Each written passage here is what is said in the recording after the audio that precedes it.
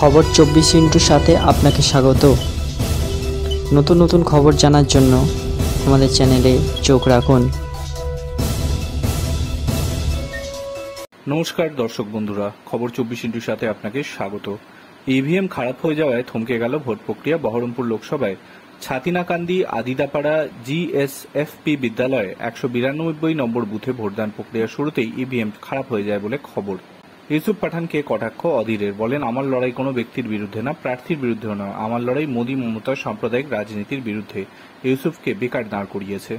বোলপুর লোকসভায় নানুর বিধানসভা এলাকায় পেঙ্গা প্রাইমারি স্কুলে গন্ডগোল, অভিযোগ ছাপ্পা ভোট, ভোটারদের মারধর, বিজেপি এজেন্টকে বুথ থেকে বের করে দেওয়া, অস্ত্র নিয়ে বুথে চত্বরে ঘুরছেন তৃণমূল কর্মীরা। বোলপুর লোকসভা কেন্দ্রের অন্তর্গত নানুর বিধানসভায় 8 গ্রাম প্রাইমারি বিদ্যালয়ে ছাপ্পা ভোটের অভিযোগ তৃণমূলের বিরুদ্ধে। কেতুগ্রাম তৃণমূল কর্মী খুনের ঘটনায় আটক 2, ভোলান শেখ এবং শামসুর শেখকে আটক করা হয়েছে বলে পুলিশ সূত্রে খবর। ভোলান শেখ কেতুগ্রাম থানার সিভিক ভলেন্টিয়ার বলে জানা যাচ্ছে।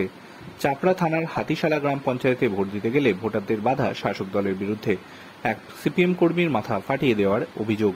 লোকসভা নির্বাচনে তারকা প্রার্থী, সকাল থেকেই তার বাড়ির সামনে ছিল সাংবাদিকদের ভিড়। তিনি বেরোবেন, কিছু বলবেন, সেটাই প্রত্যাশা ছিল।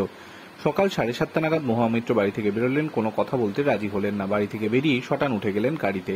প্রায় 80 কোঠায়, পরনে সাদা থান, মাথায় ঘোমটা টানা দুঃসাহসী সেই বৃদ্ধা। ভোটের দিন তপ্ত বীরভূম।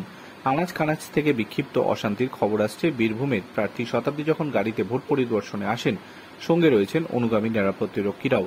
আচমকাই ওই মহিলা একেবারে শতাব্দী রায়ের গাড়ির সামনে চলে আসেন। সকাল 9টা পর্যন্ত বাংলায় ভোটের হার 15.24%, বহরমপুরে ভোটের হার 16.97%, বীরভূমে ভোটের হার 14.55%। বহরমপুরে ভূতের ভেতর মোবাইল নিয়ে বসেছিলেন বুথ এজেন্ট। সকাল 7টা থেকে শুরু হয়েছে ভোট। মোবাইল যে সঙ্গে রয়েছে প্রথম 5 ঘন্টা তা লুকিয়ে রাখতে পেরেছিলেন এজেন্টরা।